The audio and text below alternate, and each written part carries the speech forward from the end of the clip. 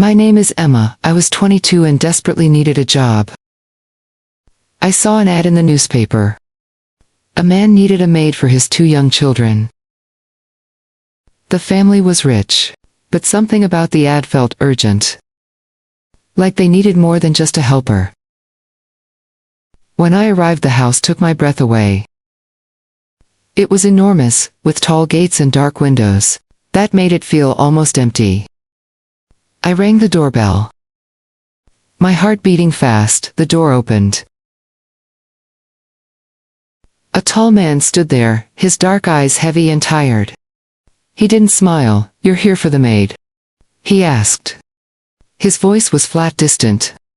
And for a moment, I felt a chill run down my spine. "Yes, sir. My name is Emma," I said. "I'm Ethan," he replied. He stepped aside without another word, letting me in as I walked through the grand hall. I noticed the silence, no laughter. No sounds of life. Only the faint echo of my footsteps on the marble floor. Faded photographs line the walls. Pictures of a woman who never smiled. Her face always serious, like a sad queen watching over the house. I heard faint footsteps upstairs. Then silence. The house felt like it was holding its breath. I realized this job might be harder than I thought. When I finally met the children, twins about 7 years old, I understood even more. Liam and Sophie were quiet. Not just shy, they barely spoke at all. They watched me with wide, cautious eyes, as if they were waiting to see if I would stay. "This is Emma," Ethan said. "She'll be your new maid." The children didn't respond. The house remained silent. And in that moment, I knew this job was about more than cleaning. It was about bringing life into a place that had forgotten how to live. I noticed a closed door at the end of the hall. Something about it made me curious, and a little afraid. What was behind it? My new life began. I lived in a small room inside the big house. I cleaned, cooked, washed dishes, and looked after the children. Liam and Sophie were very quiet. I never heard them laugh. They missed their mother a lot. Ethan didn't talk about her often. He was very busy, and spent most of his time in his office. He ate alone, and rarely spoke. One evening while tidying up the attic, I found a small dusty box. Inside were letters, and a diary belonging to Isabella. Reading them, I learned about her loneliness in the house. How Ethan had buried his feelings in work, and how much he loved his children. Quietly I realized he wasn't cold. He was just hurting. The last letter in the box was sealed. I hesitated, wondering if I should open it. What secrets had Isabella left behind? Slowly I noticed small changes in the children. One evening, Liam and Sophie were laughing as they drew pictures. Together. I didn't see Ethan at first. He stood quietly in the doorway watching. "They haven't laughed like this in a very long time," he said. My heart beat fast. This was the first time he had shared something personal. One Tuesday a woman came to the house. She was well dressed. "I'm Clara," she said. "I'm Isabella's sister." Clara didn't like me. She watched everything I did.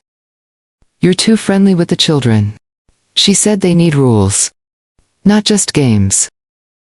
Later she found me alone in the kitchen. I was washing dishes. "You think you can just walk in and take my sister's place?" she asked angrily. "No. Of course not. I'm just the maid," I said quickly. She laughed. "Let me tell you a secret. Little made this perfect family. You see, it was never real.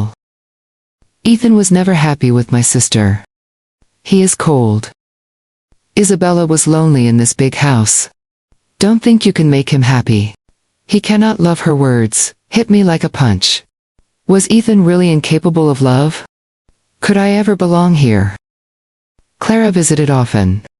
She tried to make me feel unimportant. Her words hurt even if I ignored them. One afternoon she said, "The children need a real mother, Ethan, not just a girl who plays games." I felt ashamed. I wanted to disappear. Then Ethan spoke. "Emma is very good to my children. He said she makes them happy. That is enough." I was surprised it wasn't just a boss talking. My heart beat faster. Something was changing between us. Over the next few weeks, Ethan began to open up more. One rainy evening we were in the kitchen together. Liam had spilled his paint on the floor. I laughed while cleaning it up. Ethan laughed too. It was soft, quiet, but it made my heart race. "You always make things better," he said, looking at me. I felt a warmth I had never felt before. Then one evening, while putting the children to bed, Sophie gave me a small drawing. On it, Ethan and I were smiling together, with the children around us. My eyes filled with tears. Even without words, the children were showing me that I belonged there. That night, as I read a bedtime story to Liam and Sophie, I noticed Ethan standing silently in the doorway. What was he thinking? Then something incredible happened that night. Liam looked up at me with wide eyes. "Emma, will you stay?" he whispered. My heart jumped. I smiled, holding back tears. "Of course, Liam. I'm not going anywhere."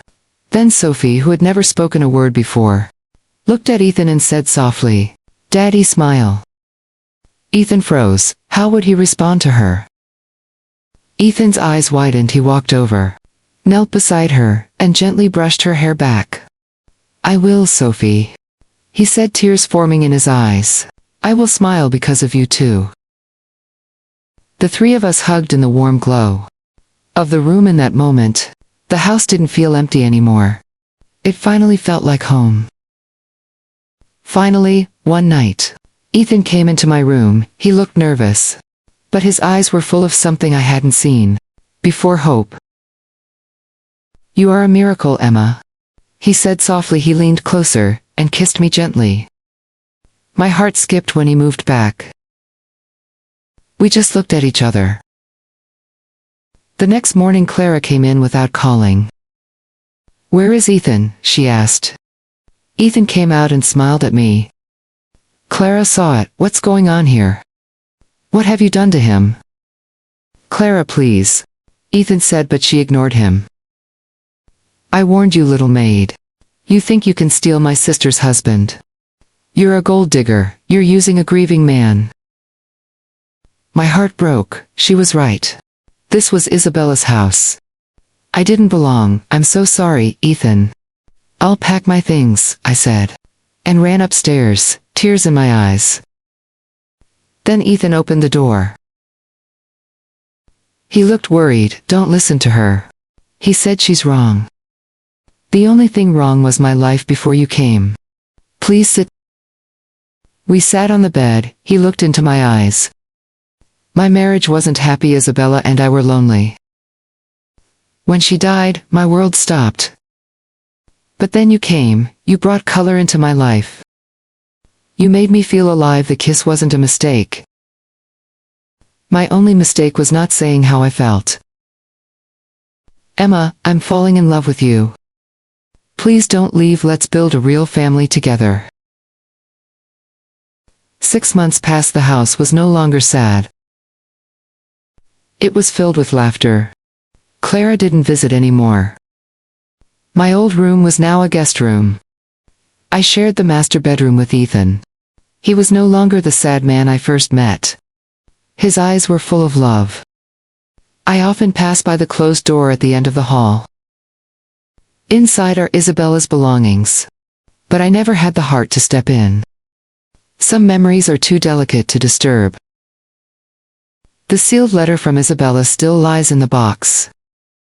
Untouched, I never had the courage to open it. Some things I've learned are better left unread. One day Ethan held my hand.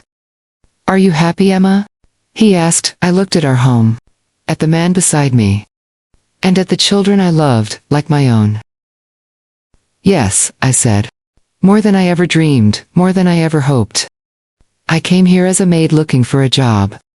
Soon I would be Ethan's wife. Love can grow in the most unexpected places. Kindness and patience can heal even the saddest hearts. If you liked this story, please like, comment, share and subscribe.